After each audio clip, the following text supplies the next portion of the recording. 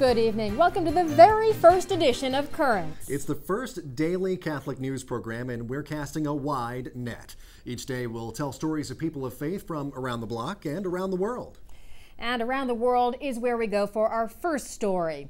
Pope Benedict's recent trip to the Middle East again brought attention to the question of whether the Catholic Church could have done more during World War II. At least one Catholic risked his life to bring attention to Nazi atrocities, but chances are you have never heard of him until now. He was a dashing diplomat whose life took a dramatic turn. At a time when many remained silent, Jan Karski, a Polish Catholic, risked his life to speak out against the horrors he witnessed in Nazi Germany. Over time, Karski's story has faded, but his acts of bravery will come to life once again on screen. This unsung hero is the subject of a new documentary by acclaimed filmmaker Slavomir Greenberg. This film is about a man who wanted to change the world for better. He took on himself a task, a very difficult task, very risky task, to explain during the Second World War to the powers of the world what happens to Jews. He wasn't a Jew, he was a Catholic. He decided to work on this mission because he felt compassion. He wanted to give this message. Born Jan Koszulewski in April 1914, Karski was a member of a devout Catholic family in Poland's second largest city. After World War II began, his patriotism compelled him to join the Polish underground. He soon embarked on a dangerous mission to carry information from Nazi-occupied Poland to America. Jan Karski had to dress up as a Jew. He had to put old clothing, ragged clothes, and had the Jewish star on his clothing. He entered through the secret tunnel, which was very narrow and small. He entered this tunnel with his Jewish friend, and suddenly, enter on the other side.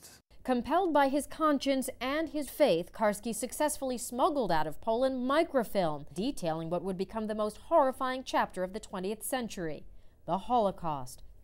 Something what Karski remembered from visiting Warsaw Ghetto was the image of two German boys who were walking streets of Warsaw Ghetto hunting for Jews. And Karski, with his friend who brought him into the ghetto, were in hiding, watching this scene from a little opening in the window, seeing these two kids, German kids with guns, hunting and actually shooting a Jew in the window. One of the guys who brought him into Warsaw Ghetto, he constantly would say, whispered to Karski's ear, saying, "Remember this, remember this, remember this." But when he reached Washington, the reaction was not what he expected. President Roosevelt didn't say, "I don't believe you," but he basically, after listening, didn't make any movement which would show any understanding of what Jan Karski came with. There was no response, there was no action. Unable to return to Poland for fear he would be captured by the Nazis, Jan Karski remained in the United States. In 1965, he married a Jewish Holocaust survivor, Pola Nulrinska. Sadly, she committed suicide in 1992. There have been tributes to Karski over the years. A tree was planted in his name in the Alley of the Righteous Among the Nations in Jerusalem.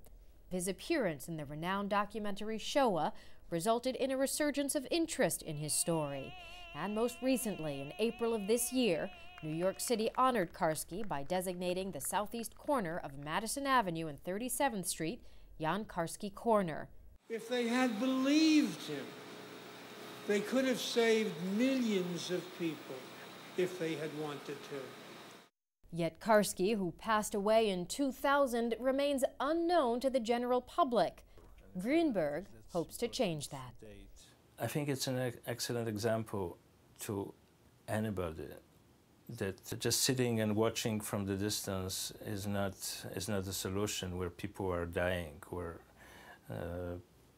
the world needs help. People like Jan Karski are unfortunately rare species. Most of people wouldn't act like him, wouldn't take such a huge risk. That's why we should think about him as an example of goodness. And there's much more ahead on our first edition of Currents. When we come back, we'll have the day's headlines.